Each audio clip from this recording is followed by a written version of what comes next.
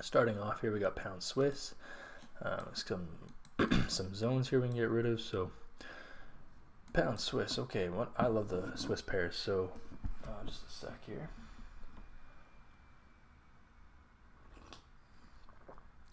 I love the Swiss pairs because they seem to move consistently in the right direction that I want them to move. So pound Swiss is bearish. You can see it was respecting this area, came down, broke it, and is now retesting it. So that's a good sign that we're going to have a trade here soon, but let's just clean up these lines here.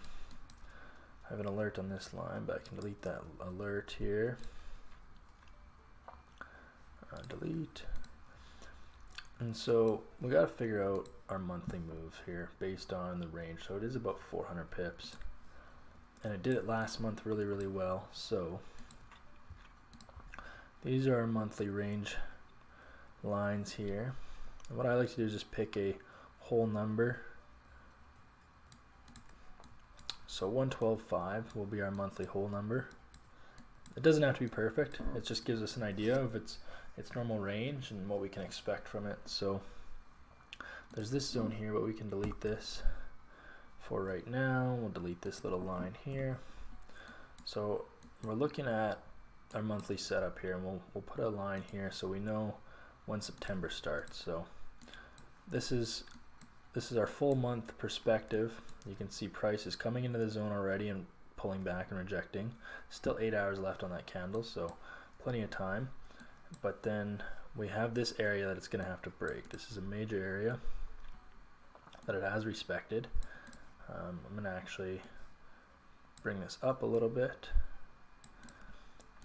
And then, so we're going to have to break this area, so which means we're going to need a lot of volume going into it in order to break, but I definitely think it can do it. I think I looked at all the other pound pairs the last couple days, and I think they're all losing their strength, so that's good. That every other pair is correlating. So as far as the trade comes, I do believe there's one setting up as we speak. So you would want to set, your entry here, but then you gotta figure out all the variables first. So our entry would be at this zone because it is now respecting it. You can see that it's still below the moving average, so it's still bearish. So we're going with the trend, which is nice. All the other Swiss pairs are bearish as well. I like to block this out and figure out that and make sure that I know that I'm looking at a full month here. So it's but again, price can move its full monthly move. So let's say 400 pips is what pound Swiss usually moves in a month, but it can do that in a week, and it usually does via the impulsive moves, and you can see it kind of here. This didn't take long. I guess this took almost 2 weeks, but 400 pips in 2 weeks, which is the entire monthly range, but it usually does it in a shorter time frame than that. And then the other 2 weeks of the month usually just consolidates or retraces a bit, but the bulk of the movement will happen in the first week or two, or the 2 weeks of the month. So what we got to do is we got to find an entry now. So it's at this zone, which is a good start for an entry. Price is still below the 4 hour moving average, so it's still heavily bearish, which is nice. You can see a bearish candle printing here, which is nice.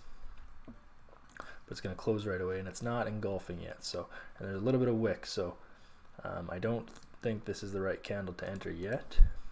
Unless price broke this area, then we would consider it. But you could even make this a little bit longer too, because we want to be as certain as we can. We don't want to take trades that we don't need to take, and we can always wait for more confirmation. So price to break this zone would be good. It doesn't have to, but we can tighten up our criteria here. So right now there's still bullish structure, so you can see higher highs. It did dip down quite a bit here actually, but then proceeded to make another high. So especially from here, if you look from here, it's higher high, higher low, higher high.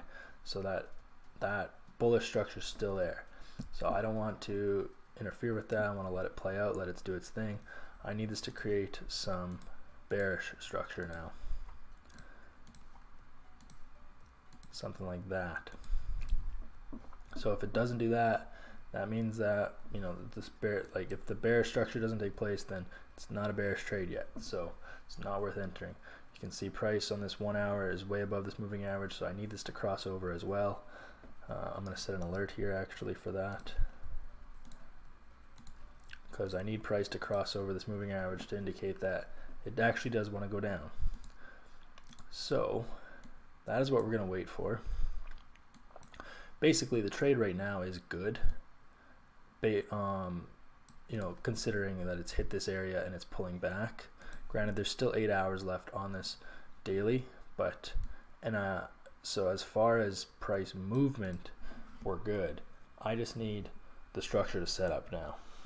It's hit the price that I want to. It's hit the zone that I want to, you know, take a trade from. I just want to make sure that the bear structure is now setting in, because you can see we did have 3 blue days here. So, and it hasn't made a lower low since July 19th. So there's been some bullish momentum, very little, but some. So we just needed to die off. We need the bears to re-enter in order to take a short position. So that is pound Swiss.